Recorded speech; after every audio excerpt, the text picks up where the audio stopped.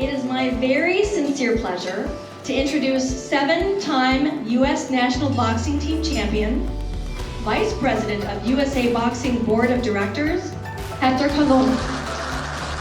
Let's really work together to improve the health and well-being of those that really need us. Perseverance. Let's encourage one another to not be afraid of failure. Let's not be so hard on one another. Unless we have some failures in life, we're never going to reach our full potential. And that applies to you and me. Like my coach used to say, don't give up, champ. Thank you. Thank you, Héctor. That was amazing. Thank you, thank you. So, welcome everyone. My name is Nicole Prietry, for those who I've not had a chance to meet tonight. I'm the CEO at Cedar Community, and it's been our honor to bring Héctor here tonight to talk to you all. I get to ask some questions. As Sarah said, I'm a former journalist, so I had to dig deep. This has been a long time. But I got a chance, I read this book, and I reflected a lot about what you talk about, these virtues, and what these mean. And one of the questions I wanted to ask, your organization, much like Cedar Community, we're faith-based, not-for-profit, we serve a lot of vulnerable adults, and that takes amazing people. And you talk about the 800 folks that you have. We have amazing people here too at Cedar Community. How have you kept, during this crazy time, how have you kept your staff engaged and motivated through really challenging times, and how have you used what you've learned over the years to really support your staff? Thank you for the question, and I really love the people I work with. They're absolutely outstanding. What we do is we've done a lot of engagement. My team and I, we do road shows, and we have conversations with our staff. We don't come with glossy PowerPoint presentations, and we're just there to have a conversation with them. How are they doing? How can we serve them better? What do they need to do their jobs better? And have a dialogue and develop friendship and relationship. So really being concerned about them, because they are the reason for our success. So really being mindful, a lot of communication, both verbal as well as written, to really engage them, asking them for their input. When I started the organization, I asked 5 questions. What are the greatest challenges the organization is facing? Why are we facing those challenges? What are some of our biggest opportunities for growth? What do we need to do to leverage those opportunities? And if you were me, what would you focus your attention on? It is the answers and insights to those questions that transformed this organization, and it came from the colleagues that work at LSS. That's amazing. Remember those questions. Those are great questions to ask. I want to pull up a part of the book here. If you get a chance to, if you already have the book or you get a chance to get it, Héctor's going to be around to have some for sale and to sign those later. One of the things that there's a couple parts of your life you haven't touched on here. You've served some pretty big jobs in the administration of Governor Doyle and in the administration of Milwaukee County Executive Chris Abele. And when you were interviewing and working toward that role as the Director of Health and Human Services for Milwaukee County, one of the things I highlighted in this book is it said you were having some tough times with it. You said, I quickly began making the rounds, meeting with each of the supervisors and working tenaciously to connect with each to convince the board that I was the right candidate for the job. And what struck me about that, and part of what you just said, was that importance of relationship building. Can you talk a little bit more about how you've developed that and that importance of that in leadership especially? Yeah, relationship building, it kind of comes easy for me because I love people, and I love to connect with people, and our work is about people. And so building relationships strengthens the culture, it strengthens the team, it makes people feel good. When you have good, positive relationships, you're going to feel better. You're going to give more of yourself. You're going to do a better job. So relationship building is key. It also allows you to have more friends, which can lead to more help and influence. So there's nothing bad about building relationships. Right. And you talk about servant leadership, and the other comment you made in the same section was Chris, meaning Chris Abley, gave me confidence and offered me support.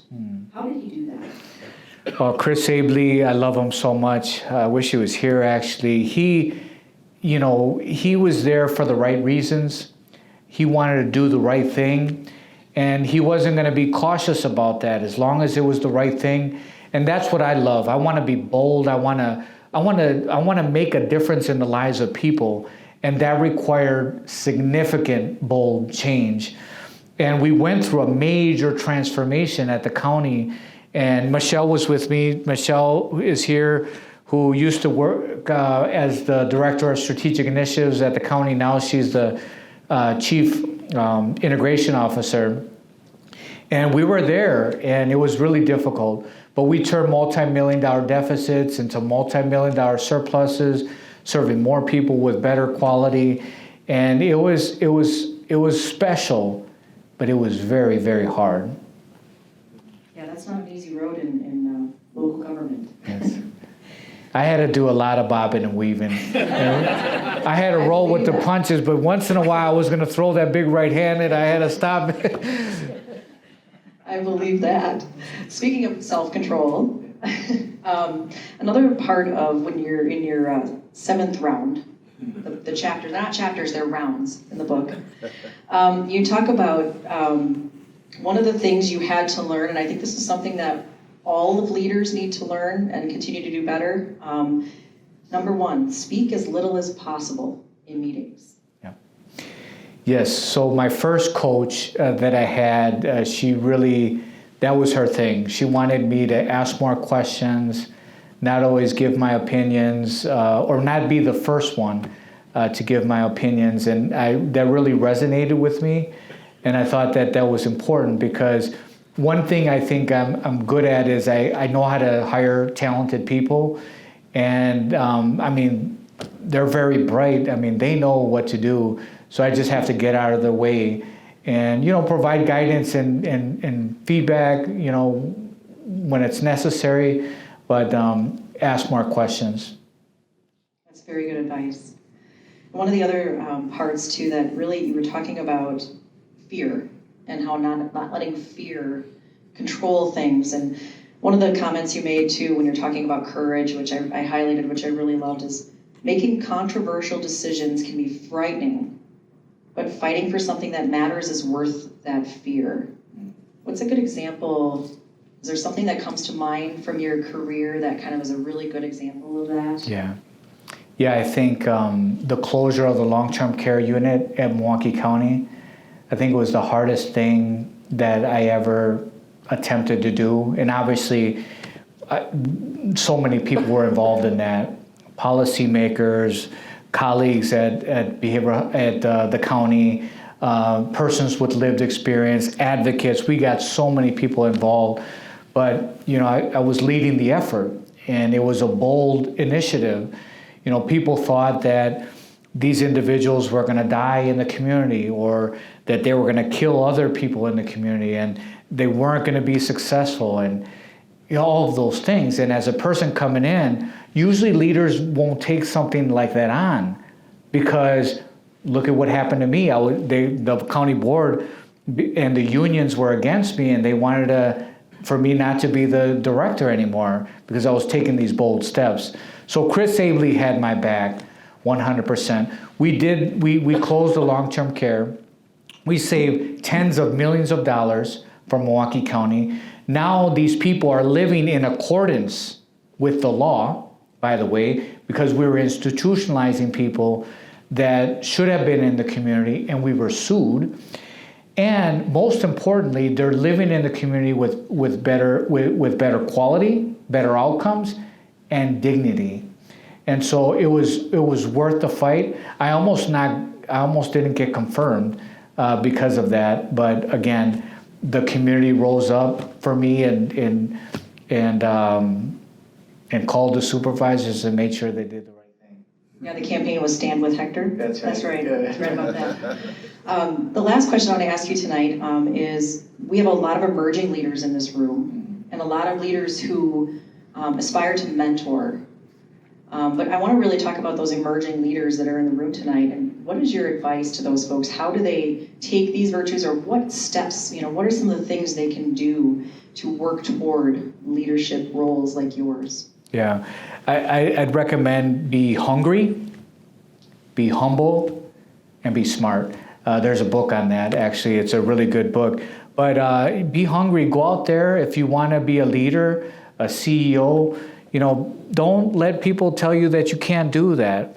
But then work hard at it. Read books, get a mentor.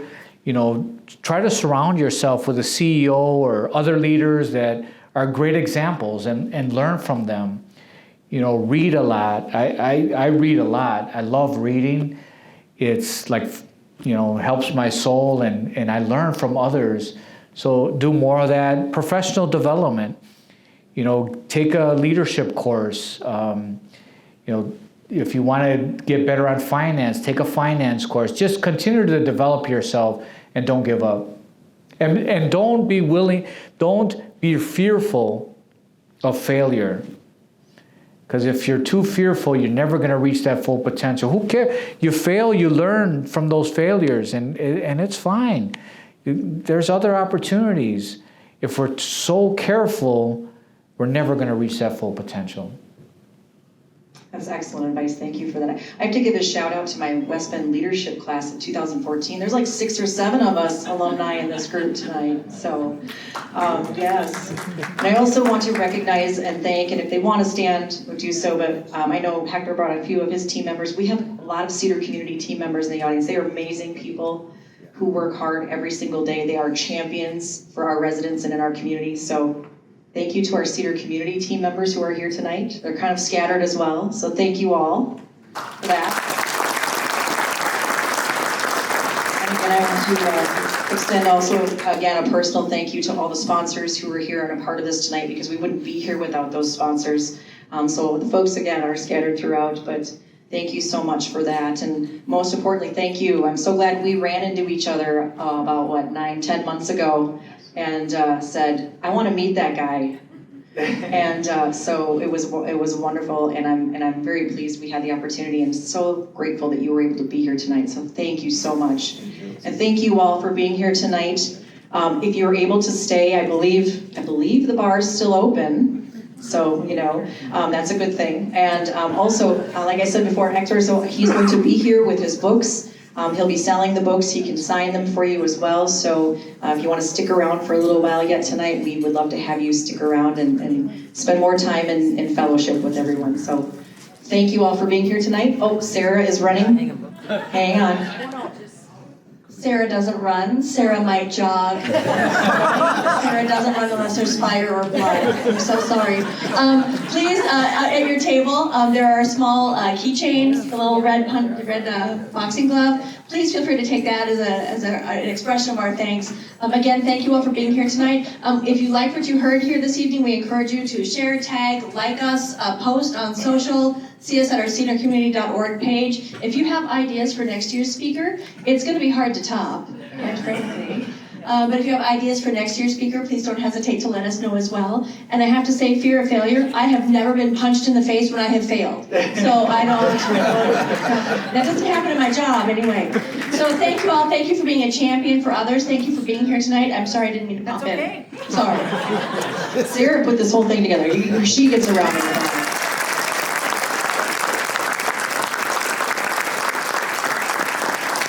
So with that, thank you all for being here tonight, and have a wonderful evening.